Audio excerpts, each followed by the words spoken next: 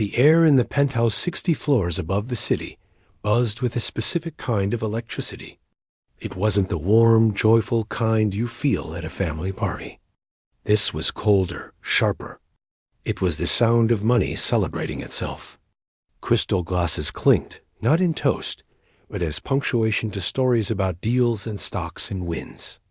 The room was all sharp angles, glass walls, and white furniture that looked more like sculpture than something. You'd actually sit on.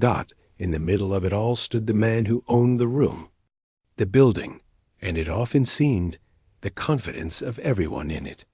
He was a billionaire, young for his wealth, with hair that stayed perfectly in place, and a smile that was quick but didn't always reach his eyes. Tonight, he was especially pleased. He had just bought something new. Not a company this time, but an object. "Gather round, everyone. Don't be shy," he called out, his voice cutting through the chatter. A small crowd drifted towards the far end of the vast room, where a grand piano stood under a single, dramatic spotlight. It wasn't just any piano. It was a beast of polished ebony, its curves looking like frozen black oil. "This," he announced, slapping the lid lightly, "was once played by the maestro himself. A little piece of history. Cost more than a tropical island, but listen to that silence it holds. You can almost hear the genius, can't you?" A woman leaning on his arm laughed. She was beautiful in a magazine cover way, wearing a dress that seemed to be made of liquid silver. "Oh, play something for us, darling." She cooed, her voice sugary. "Play me our song." This got a few chuckles from the crowd. They all knew the truth. The billionaire couldn't play. Not a note. He could buy orchestras, but he couldn't read a line of music. It was one of the few things his money couldn't instantly solve. He grinned, playing along. "Our song, my dear? I'm a little rusty." He winked at his guests. "Tell you what, here's a better offer. An open challenge." He swept his arm across the room, taking in the lawyers, the investors, the socialites, the other tech founders. Anyone in this room, anyone at all, who can sit down right now and play Rachmaninoff's third piano concerto, the whole first movement, and make it sound like it should. I will marry this lovely woman right here tomorrow morning at City Hall. The room exploded in laughter. It was the most absurd, hilarious thing they'd heard all night. The silver-clad woman pretended to swoon, playing her part in the joke. The piece he named was infamous, one of the hardest ever written for piano, a monster of technique and emotion. It was a safe bet. It was a billionaire's joke, a way to show that some things true artistry were beyond even his circle, and that made the joke even funnier. "Come on." He egged them on, his eyes sparkling with amusement. "Where are the hidden talents? No one? Not a single one of you masters of the universe can handle a little Rachmaninoff?" More laughter. A few people shook their heads, smiling. They were all there to network, to be seen, to talk business. This was just a silly interlude. Across the room, near the entrance to the kitchen, a man in dark blue work clothes quietly wiped down an already clean marble countertop. He was older, maybe in his 50s, with a quiet face that looked like it had spent more time thinking than talking. His hair was mostly gray, cut short and practical. A small nametag on his chest simply read Leo. He was part of the night cleaning crew, brought in to handle the mess after the party. He wasn't supposed to be visible, but the caterers had asked him to quickly clear some spilled champagne. He heard the challenge. He heard the billionaire's voice, loud and clear, floating over the noise. He heard the name of the piece, and he stopped moving. Slowly, very slowly, he looked up. His eyes found the piano. It wasn't a look of curiosity, or even longing. It was a different look altogether. A deep, old recognition, mixed with a pain so settled it had become a part of him. It was the look of someone seeing a ghost.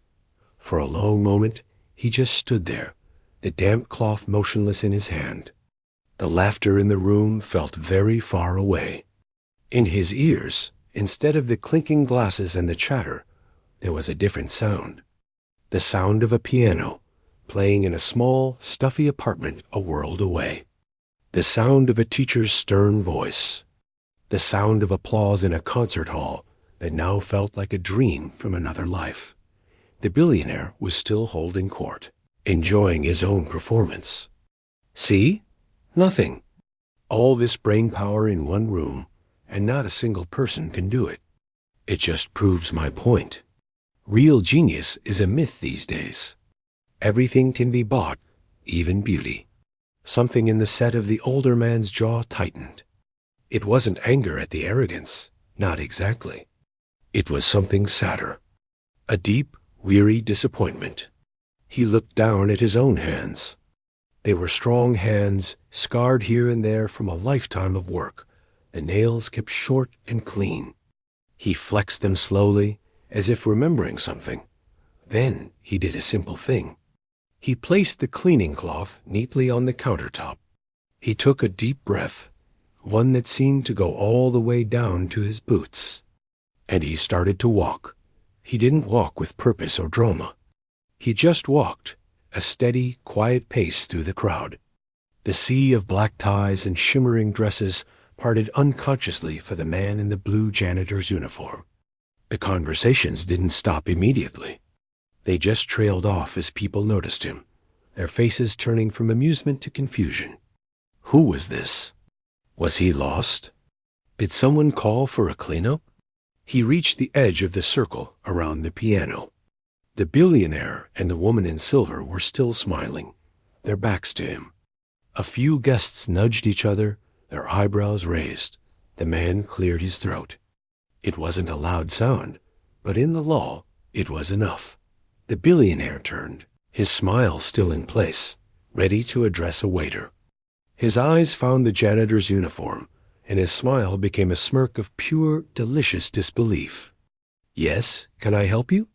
he asked, his tone implying the man was clearly in the wrong place. The janitor Leo looked past the billionaire. He looked directly at the piano.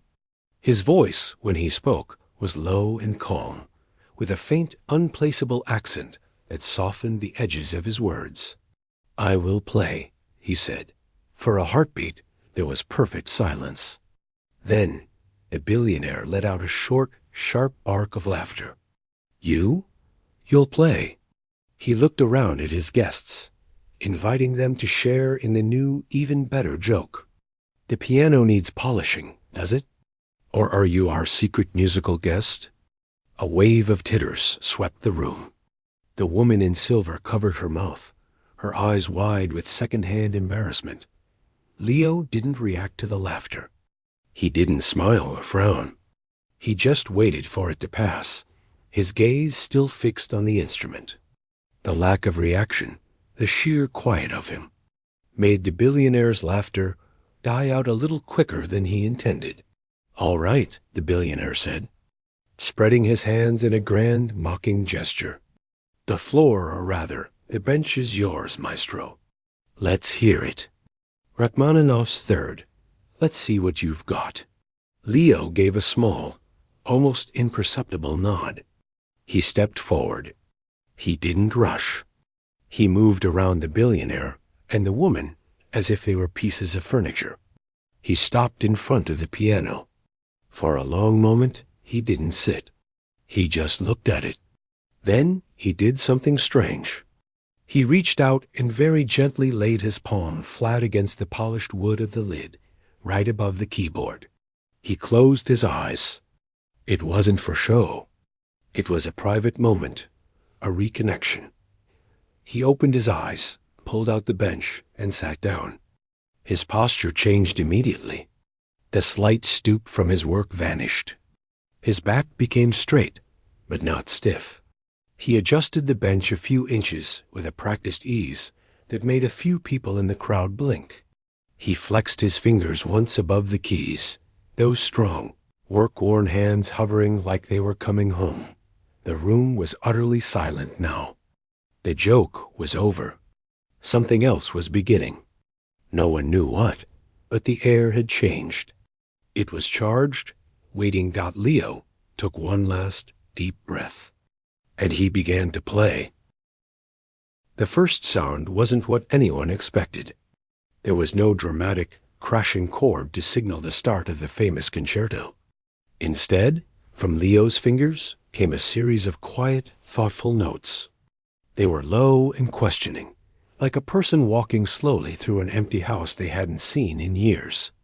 Remembering the billionaire, who had been leaning back with his arms crossed and a smirk still glued to his face, blinked. His head tilted slightly. This wasn't right. This wasn't how it was supposed to go. The janitor was just fumbling around, probably trying to find the right keys. He opened his mouth to make another joke, but the sound died in his throat because the quiet notes were changing. They began to weave together, climbing higher, growing more complex. They weren't random.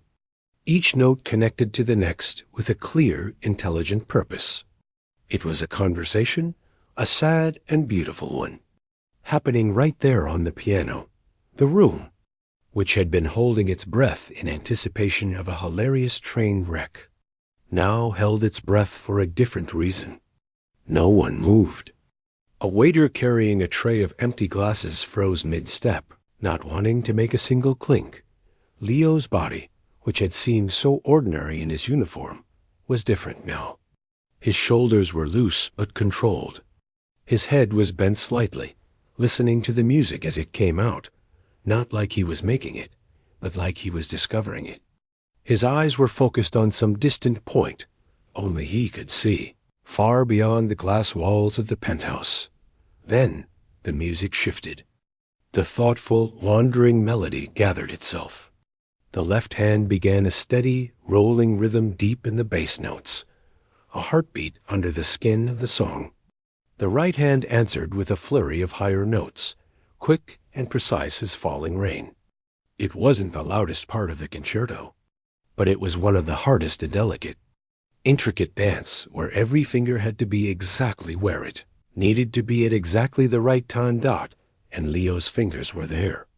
They flew across the keys, not with frantic energy, but with a calm, impossible certainty. The sound that filled the room was no longer just notes from a piano. It was a feeling of longing, of memory, of a storm brewing quietly inside a heart. The woman in the silver dress was the first to show it. Her playful, embarrassed smile had vanished. Her mouth was slightly open. She wasn't looking at the billionaire anymore. She was staring at Leo's hands, then at his face, searching for the man she thought she had seen just minutes before. He was gone. In his place was someone else entirely. The billionaire's own face was a blank page where his confidence had been erased. The smirk was completely gone. His eyebrows were drawn together, not in anger, but in pure, stunned confusion. This wasn't possible. This made no sense. The math of his world, where janitors cleaned and billionaires made jokes, did not allow for this. He knew enough about music to recognize skill when he heard it, and what he was hearing wasn't just skill. It was something else, something that couldn't be faked. A man in the crowd, an older gentleman with glasses who had been silent all night, slowly removed his spectacles and wiped them with a handkerchief. He put them back on, leaning forward as if to see better. He had been a season ticket holder at the City Symphony for 40 years. He knew this piece. He had heard famous pianists play it. And what he was hearing now, from a man in a maintenance uniform, held a rawness, a personal truth, that the polished concert hall version sometimes missed. Leo played through the difficult passage, his expression never changing from that quiet, distant focus. There was no strain, no showmanship. He wasn't performing for them. He seemed almost alone, the piano and the memories it pulled from him, the only things in the universe.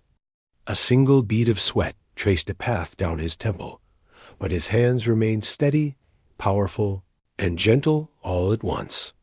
He moved into a louder, more passionate section. The music swelled, filled with a powerful emotion that seemed to shake the very air in the room. The crystal glasses on a nearby table vibrated with a faint, high-ringing sound. People felt it in their chests. A young woman in the back felt her eyes prickle with unexpected tears. She didn't know why. It just sounded like heartbreak and like hope, all mixed together. The billionaire finally moved. He uncrossed his arms and let them fall to his sides. He took one small, unconscious step backward, as if the music had a physical force.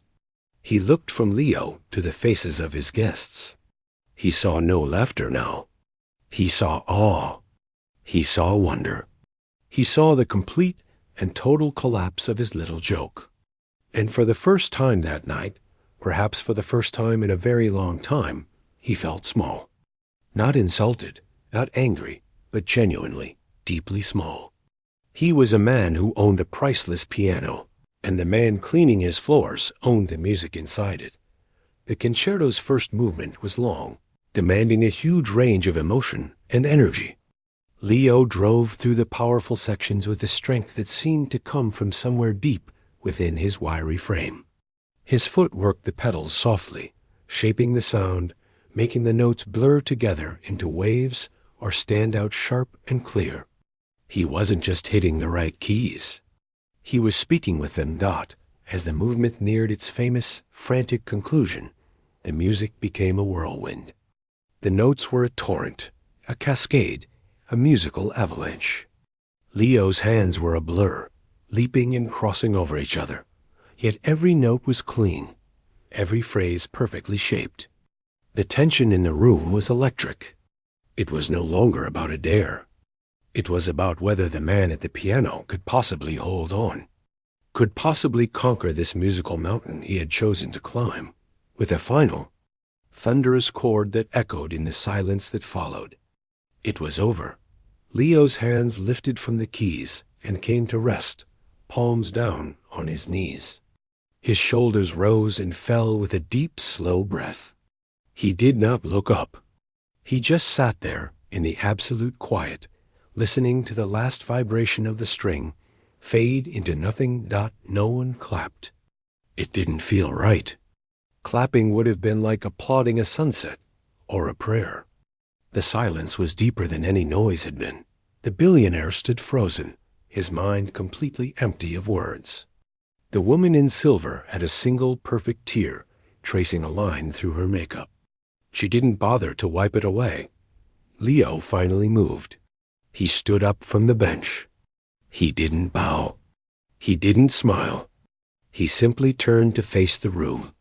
His eyes, which had been so far away, were back in the present. They looked tired and older than before, but clear. He looked at the billionaire, not with triumph, not with a challenge, but with a simple, quiet acknowledgement. He had done what was asked. Then he did something even more surprising. He gave a small, polite nod, first to the billionaire, then to the rest of the stunned guests. It was the nod of a craftsman who had finished a job. Without a word, he turned and began to walk back the way he came, towards the kitchen entrance, towards his cleaning cart and the damp cloth he had left on the counter. The spell broke. The billionaire found his voice, but it came out as a hoarse whisper, loud in the quiet room. Wait. Leo stopped. He turned back, his face patient, as if he had been expecting this. The billionaire took a step forward. All his money, all his power, all his cleverness meant nothing now. He was just a man who had seen a miracle and didn't understand it. He asked the only question that mattered, his voice barely above a murmur. Who? Who are you? The single word hung in the air, heavy and real. The party was over. The glittering pretense had been wiped away by the sound of the piano, leaving behind only the raw, awkward truth of the moment. All eyes were on the two men, the billionaire in his tailored suit, looking suddenly young and lost, and the janitor in his worn blues. standing with a tired kind of patience. Leo looked at the man who had just asked the question. He didn't answer right away. He first looked down at his own hands, turning them over as if seeing the scars and calluses for the first time. They still trembled slightly from the effort, from the flood of memory. "It doesn't matter who I am," Leo said, his voice still soft with that unplaceable accent. "You asked for Rachmaninoff. I played. But it does matter," the billionaire said, taking another step forward. His earlier loudness was gone.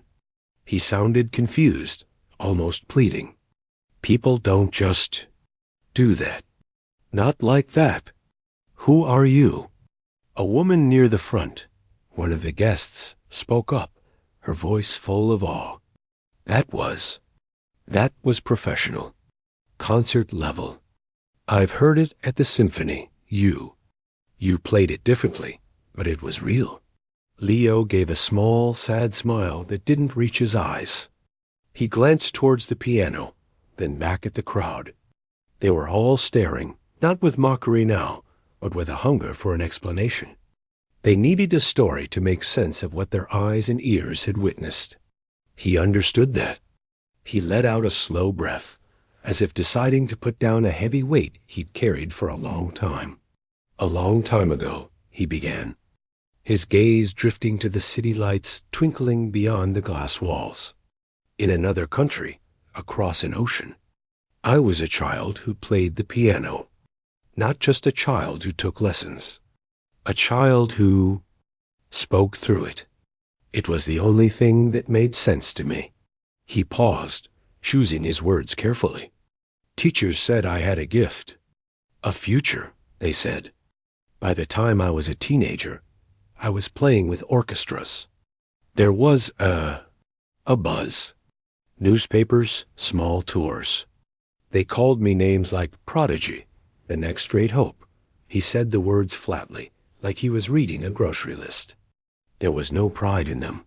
The billionaire just listened, his arms hanging at his sides. The woman in silver had sunk onto the arm of a sofa, her dazzling dress forgotten. For a while, the music was everything. It was my voice, my friend, my world. But that world is sharp. It is not just about beauty. It is about pressure. It is about being perfect every single time. It is about becoming a machine that makes sound. Leo's fingers flexed at his side. And then my world became sharp in a different way. The room was so quiet you could hear the hum of the refrigerator in the distant kitchen. My family. There was an accident. He closed his eyes for a second, a brief flinch of pain. Back home. It was a bad time, a dark time. The music in my head, it just stopped. The notes on the page became just black dots. The piano keys felt like stones. I would sit for hours, and nothing would come out. Nothing. He opened his eyes and looked directly at the piano. "I came to this country on a student visa, to study at a conservatory. It was arranged before everything. But when I got here, I was empty. A shell. I failed my auditions. I lost my place. The visa ran out. The people who had praised me vanished. The future was gone." A few people in the audience shifted uncomfortably. They were hearing a story that didn't belong in a penthouse. It was a story of backstage struggles, of paperwork and loneliness, of a dream dissolving. I needed to work, to eat, to be somewhere. Leo shrugged, a simple, practical motion. "Cleaning. It is honest. Your hands are busy, but your mind, it can be quiet, or it can remember. There is a peace in making something clean, in order. I found a company that didn't ask too many questions. I fixed things. I mopped floors. I kept to myself. And for many years, I did not play. Not a single note. It was a part of my life I had closed the door on." He looked at the billionaire. "This building. I have cleaned it for 5 years. I have cleaned this very room many times. I have dusted that piano. He said it with a strange tenderness. I know its shape, but I never touched the keys. Until tonight. Why tonight? The billionaire asked, his voice low.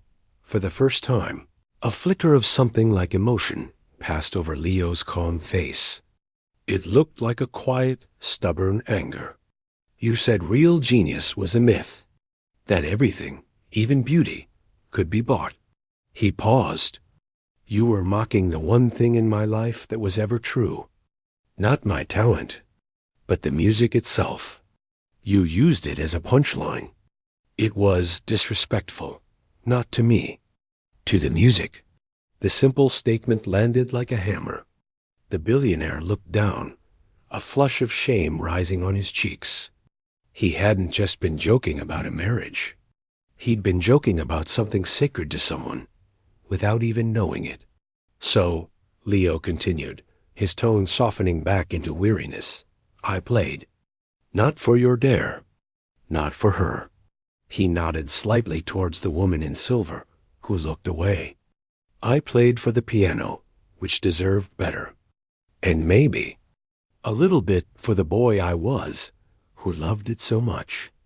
To prove to myself he was still there. He fell silent. The explanation was over. It was a story of tragedy, yes, but not one shouted from the rooftops. It was a story of quiet loss and daily survival. It was human, and it was devastating in its simplicity. The older gentleman with the glasses, the symphony goer, broke the silence. His voice was thick. What you played? It had the technique, my God. The technique was still there. But it had something else. It had the feeling of someone who has lived. The great pianists, they gain that when they get older. You have lived a whole life in between. Leo just nodded. The notes are the same. The person playing them is not. The billionaire finally found his footing, but it was a new kind of footing, unsure and humble. Your visa, your status here, it's not sorted? Leo shook his head. It is complicated. I am just working. And you clean here? In my building? The billionaire asked, as if realizing for the first time the people who made his world run. It is a good job. Steady. They leave me alone. I listen to the radios in empty offices. Sometimes I hear music. He gave another small, almost invisible smile. That is enough, usually. The woman in silver suddenly stood up. She walked over, not to the billionaire, but to Leo. She looked him in the eye, her earlier embarrassment replaced by a sincere, flustered respect. I am so sorry, she said, her voice genuine. For my part in that stupid joke. Thank you. Thank you for what you played. It was the most beautiful thing I have ever heard. Leo accepted her apology with a gentle nod. It is okay. You did not know. The billionaire watched this exchange, and something shifted in his mind. The puzzle pieces of his world were rearranging themselves. The janitor was a master. The punchline was a profound moment. The object he owned had been brought to life by the one person he never would have seen. He wasn't thinking about the marriage dare anymore. That was a childish ghost, now laughably irrelevant. He was thinking about waste. About a gift, buried under grief and paperwork and quiet desperation, mopping floors in the dark. He, a man who built fortunes on spotting value and potential, had missed the most obvious example of it, night after night, in his own building. He looked at Leo, really looked at him. Not as a character in a story, but as a man. A tired, proud, incredibly gifted man. Leo, the billionaire said, using the name on the tag for the first time. Can we talk? Just for a few minutes. Not here.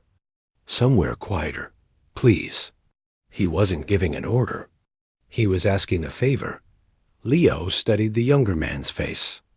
He saw the arrogance was gone, replaced by a dazed curiosity and something that might have been the beginning of respect. He saw the party guests still hovering, unsure of what to do now that the main event had become a conversation they weren't part of. "All right," Leo said finally.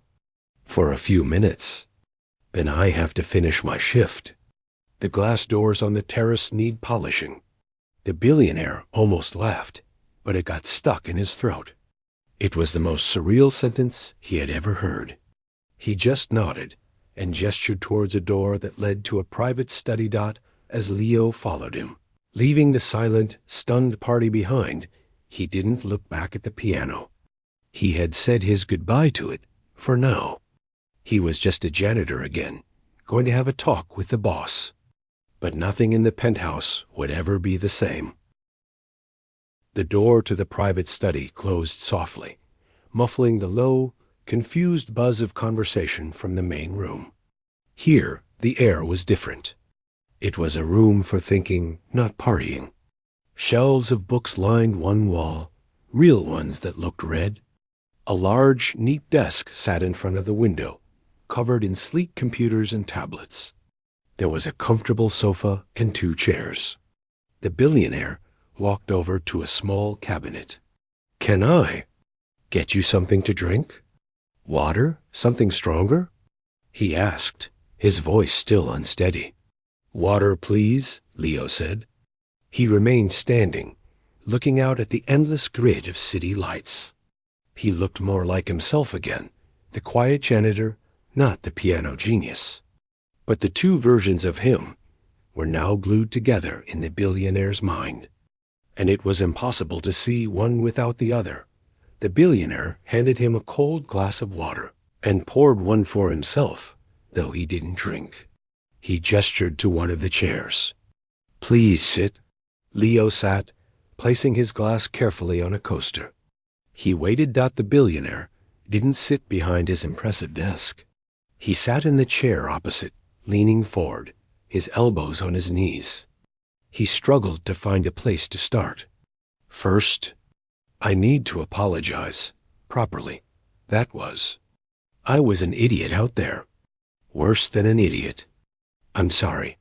Leo took a sip of water and nodded. Apology accepted. "It's just, who does that?" The billionaire continued, more to himself. "Who has that? Locked inside them and just goes about their life?" "A lot of people, I think," Leo said quietly. "Life gets in the way. Dreams change. Or they break. You pick up the pieces and you keep going. You find a new dream. My dream became a quiet room, a paycheck that came on time, and no one shouting my name." The billionaire shook his head, trying to grasp it. "But the music, you just let it go?" Leo looked at him, and for the first time, there was a flash of something harder in his eyes. "Let it go? No, it was torn away. It was not a choice, like choosing a different coat. When the music inside you dies, you cannot just pretend. The piano became a box full of ghosts. Every note was a memory of a time when life was different, when I was different. It was pain to touch it." He fell silent for a moment. "For years, I did not even listen to music. It was too loud. The silence of cleaning, the sound of a vacuum, the spray of a bottle. These were better. They filled the space without hurting. And tonight?" the billionaire asked. "Tonight," Leo sighed, "the ghost was in the room already. In that piano you bought. I have cleaned it. I know it. And then you spoke about it like it was just a toy, a prop for a joke. You spoke about the music I loved, the only true thing from my old life, with such casual disrespect. It woke up an old friend inside me. Anger. A clean, simple anger. Not for myself. For the music. So I played. To remind you. To remind myself." The billionaire sat back, absorbing this. He was used to people wanting things from him: money, influence, attention. This man didn't seem to want anything. He had played to defend the ghost. What happens now? The billionaire asked. You go back to cleaning? After what everyone heard out there? Leo's expression was firm. Yes, I finish my shift. I have a job to do. The windows on the 45th floor need to be done by 3 a.m. But the billionaire stopped himself. He was about to say, crazy or a waste, but he saw the look on Leo's face. This wasn't a negotiation. This was a man stating a fact about his life. Why? He asked instead, genuinely wanting to understand. Because it is my job, Leo said simply. It is what I do. It is orderly. It is honest. I am good at it. The music, that is a part of me, yes. But it is a wounded part. It is not a tool to be used. Not for fame, not for money. Not even for your apology. The billionaire stared at his own hands. They were smooth, used for typing and gesturing. He thought of Leo's hands, scarred and strong, capable of both repairing a broken vacuum and creating breathtaking beauty. A thought, slow and foreign, began to form in his mind. It wasn't about fixing Leo's life. He was beginning to understand that Leo's life didn't need his kind of fixing. It's not about giving you a concert hall or a record deal, is it? The billionaire said, thinking out loud. Leo almost smiled. No, that world. It asks for the part of me that broke. I have no interest in going back to that cage. Then what does it ask for? The billionaire pressed. The music. If it's still there, wounded or not, what does it want to be? This was the right question. Leo looked into the distance, his face softening. He was quiet for a long time. When I was a boy, he said, his voice growing warmer, my first teacher, she was a kind woman, old. She had patience. She did not care about competitions or fame. She cared about the love of it, the joy. She would say, the gift is not for you. It is for you to give away. I did not understand that then. I thought it was for glory. He looked back at the billionaire. For a long time, I had nothing to give. I was empty. But now, I'm not that broken boy anymore. I am a man who has cleaned floors and fixed leaks and survived. Maybe the music is not for me to play on stages. But maybe it is not meant to die with me either. A spark lit in the billionaire's eyes. He wasn't a musician, but he was a builder. He understood creating something that lasted. Give it away how? Leo shrugged, the practical man returning. I do not know. A lesson, sometimes, for a child who is struggling. Not to make them a star. Just to show them that the notes can be a friend. To pass on what my old teacher gave to me, before everything got twisted up with pressure and loss. The billionaire stood up and paced to the window. He looked out at his city, at the towers he owned or wanted to own. They were monuments to commerce, to deals. He thought of the sterile party in the next room, all surface and no soul. He had just been handed, literally from his own floors, the most real thing he had encountered in years. He turned around. What if? What if you could do that? Not just once in a while, but as a job. A different kind of job. Leo watched him, cautious. I'm not talking about a fancy title or a showy position, the billionaire said quickly. I own a building downtown. Not an office tower. An old building with good light. I bought it for, I don't know, maybe to turn into lofts. But it has space. Big rooms with high ceilings. He was talking faster now, the idea taking shape. What if it was a place for music? But not a conservatory. Not a place to create stars. A place for the kids who get left out. The ones whose families can't afford the big teachers. The ones who just love it, purely, before the world tells them it has to be a competition. He walked back and sat down, leaning forward again, his energy focused. You could be there. Not as a janitor, as a guide, a mentor. You could teach them, but more than that, you could show them that music is about life, that it can survive things, that it's stronger than broken dreams. Leo was listening intently, his guarded expression slowly giving way to a deep, thoughtful consideration. You wouldn't have to perform, the billionaire emphasized. You wouldn't have to talk to the press. You could just be in the room, with the pianos, with the students. You could pass it on, like your teacher did. He paused, letting the idea hang in the air between them. And we could sort out your papers, properly.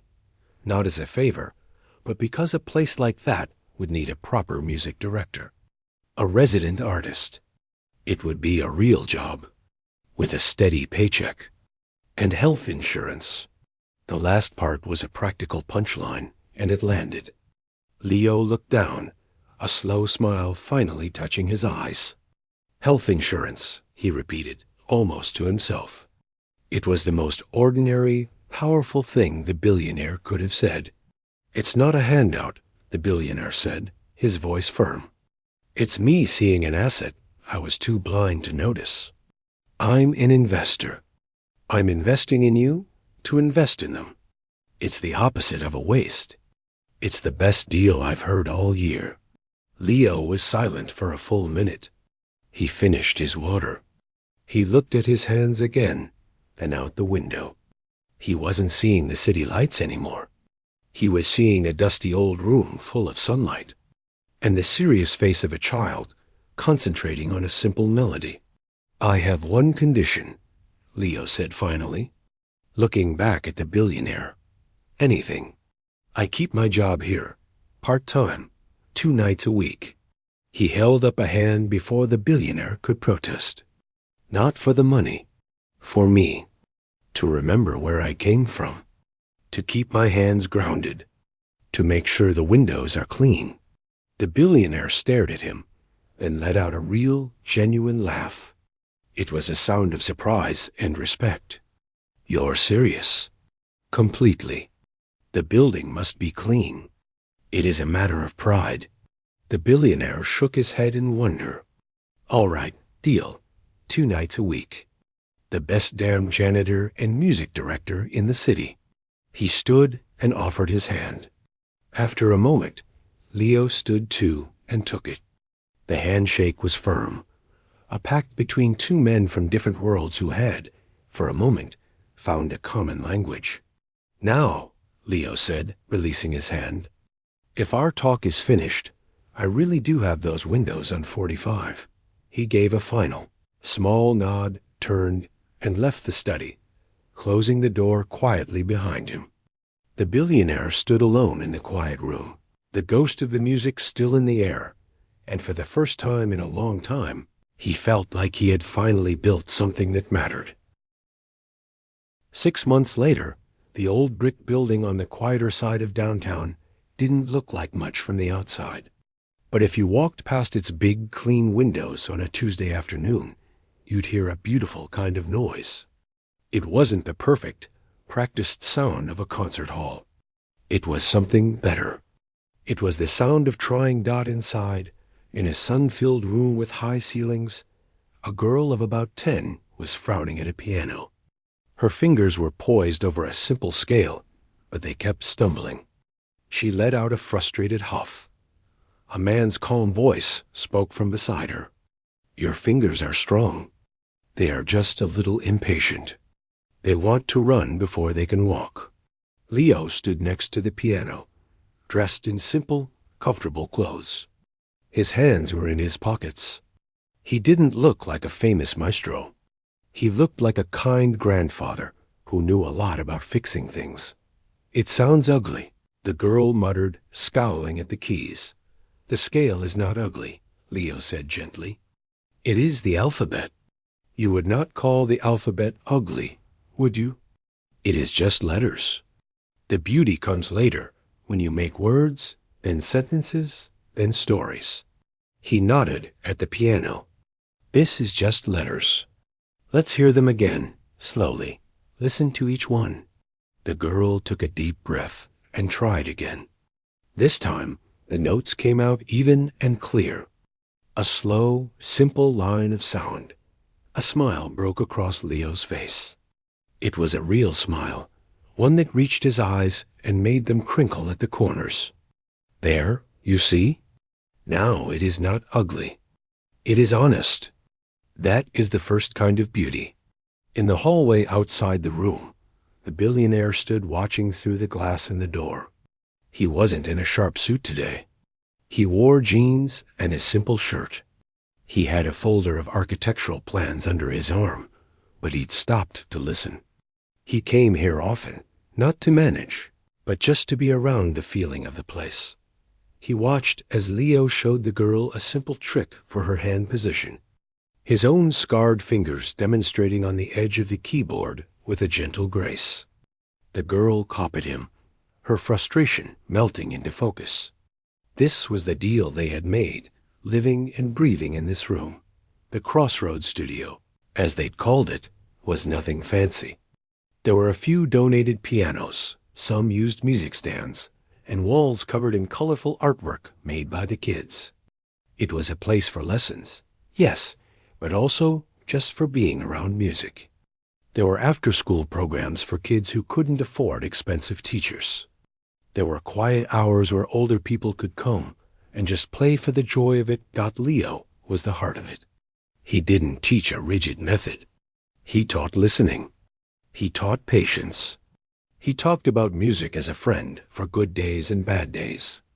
The children, and even the few adults who came, didn't know his full story. They just knew he was the quiet man who made the piano seem less scary, who heard the feeling in their clumsy playing. Not just the mistakes. The billionaire pushed the door open quietly and slipped inside, sitting on a small bench at the back of the room. Leo glanced up, gave him a small nod of recognition, and turned his attention back to the girl, who was now attempting a very slow, very serious version of Twinkle, Twinkle, Little Star. When the lesson was over, and the girl had skipped out to her waiting mother, the billionaire walked over. "She's getting better," he said. "She is," Leo agreed, softly closing the piano lid. "She has a good ear. She just thinks too much. Music is in the hands and the heart. The brain gets in the way sometimes." The billionaire smiled. He held up the folder. Plans for the second practice room. Soundproofing. Good stuff. "Good," Leo said. The trumpet student and the violin student should not have to argue. They are both loud in their own way. This was their relationship now. Practical. Respectful. The billionaire handled the building. The funding, the paperwork including the legal residency paperwork that now sat, finalized, in a drawer in Leo's small apartment. Leo handled the music, the students, the soul of the place. "You're on tonight, right?" the billionaire asked. "For the other job." A genuine, almost mischievous gleam appeared in Leo's eye. "Yes, the 60th floor lobby. The marble gets a particular film this time of year. Needs a proper hand polish." The billionaire shook his head, still amazed. Every Tuesday and Thursday night. Like clockwork, Leo would finish at the studio, change into his dark blue maintenance uniform, and take the service elevator up to the shining towers of the billionaire's corporate headquarters. He would clean. He would polish. He would fix loose hinges on doors. The other cleaning staff treated him with a kind of awe. They all knew the story by now, whispered in break rooms, but Leo never acted differently. He was just part of the crew. "You don't have to, you know," the billionaire said, "not for the first time. The studio job pays well." "I know," Leo said, gathering up some sheet music. "This is not for the pay. This is for me. The feel of the microfiber cloth in my hand. The smell of the clean floor. The satisfaction of a streak-free window. It reminds me that all work has value if you do it well. It keeps my hands honest." He held them up. "These hands teach choppin' now, but they also know how to unclog a drain. Both are useful. Both keep me." Later that night, high above the city, it was true. There was Leo in the vast, empty lobby of the 60th floor. The only light came from the moon and the city below. A small radio, tuned to a classical station, played softly from his cleaning cart. He was meticulously polishing the grand, sweeping curve of the reception desk. His movements slow and rhythmic. The billionaire stepped out of the private elevator. He often worked late. He stood for a moment, watching the older man work. There was a peace to it, a meditation. The music from the radio, a gentle Mozart sonata, filled the silent space. Leo saw him and didn't stop his work. "You are late," he said simply. "Big deal," the billionaire replied, walking over. He leaned against the polished desk. "The recital next Saturday. The kids are excited. They are playing For Elise as a group. It will be loud and not very together." "It will be perfect," Leo said, a smile in his voice. They stayed in a comfortable silence for a minute, just a billionaire and a janitor in a moonlit room, listening to music. "Do you ever play?" the billionaire asked quietly. "For yourself? On that piano?" He nodded towards the penthouse floor above them. "Sometimes," Leo admitted, buffing a spot to a brilliant shine. "Late, when no one is here? Not Rachmaninoff. Simpler things. Old folk songs from my country. Sometimes just sounds. It doesn't hurt anymore. It feels like visiting an old friend." "Good," the billionaire said. He pushed himself off the desk. "Don't work too hard. The marble can wait." Leo finally stopped polishing and looked at him. "You should go home. You look tired. The deals can wait, too." The billionaire laughed. It was a real easy sound. All right. I'm going." He walked back toward the elevator, then turned. "Oh, the faucet in the third-floor kitchenette is dripping again." Leo gave a firm, professional nod. "I will put in a work order. I have the tools in my cart. I can fix it now." As the elevator doors closed, the billionaire saw Leo pick up his toolbox and head towards the service stairs, his uniform a patch of dark blue in the gleaming lobby. He wasn't a hidden genius or a fallen star. He was just a man, whole at last. A man whose hands could both create breathtaking beauty and ensure the sinks didn't leak. A man who had found his music again, not on a stage, but in the messy, beautiful, trying sounds of children learning.